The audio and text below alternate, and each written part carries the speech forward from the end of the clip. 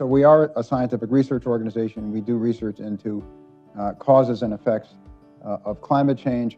But our real goal is to go beyond generating the knowledge and actually bring scientific understanding into decision-making processes. And we work all over the world, mainly with national country governments, with some governments at lower levels.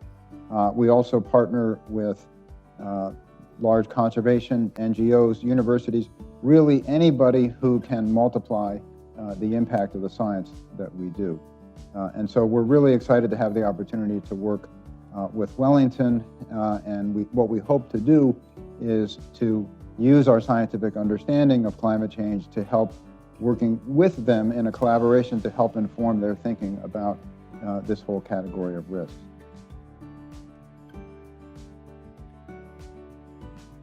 The thing that worries me most is not any one climate phenomenon. It's not hurricanes, it's not extreme heat, it's not extreme precipitation. It's the idea of societal disruption caused by these things. Disruption and dislocation and migration. And historically, there's examples of climate-induced migration. And the one that comes to mind most recently and most locally is the Dust Bowl, a series of severe droughts in the 1930s, which had not only significant economic impacts, but resulted in migration. And that means long-term consequences. We know that if we were to totally stop human emissions of CO2 into the atmosphere, in other words, if we totally turn off the spigot, we know that global temperature would not decline significantly for at least 300 years, okay? So there's a really important policy message in that, and the important policy message is that wait and see is a really bad climate policy, because if you wait and, if the idea is we're gonna wait and see, and if this gets bad, then we'll do something about it, that won't work, because once this gets bad, you're stuck with it, as I said, for hundreds of years. You know, California has enormously ambitious climate targets. Their goal is to reduce statewide emissions 80% by the year 2050. Very, very ambitious. Why are they doing that? Well, I think one reason is they want to be seen as leaders, and they've historically been leaders on all kinds of environmental problems.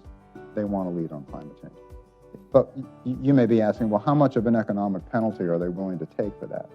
And the answer is, they don't think they're going to take any economic penalty at all. They actually think they're going to save money, and they think they're going to save money not just decades in the future, but right away. Okay? So they have a different way of looking at the economics of climate policy.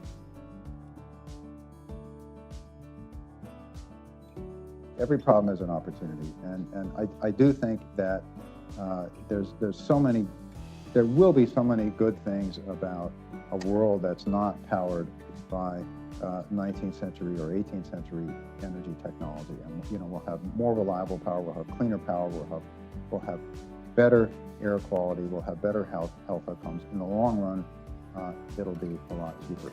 And I think one of the things that the scientific community has really been bad at, and I've become as bad as any of us, is painting that picture, is painting a picture of a more attractive future rather than just constant doom and gloom. This is what the world looks like if we don't act.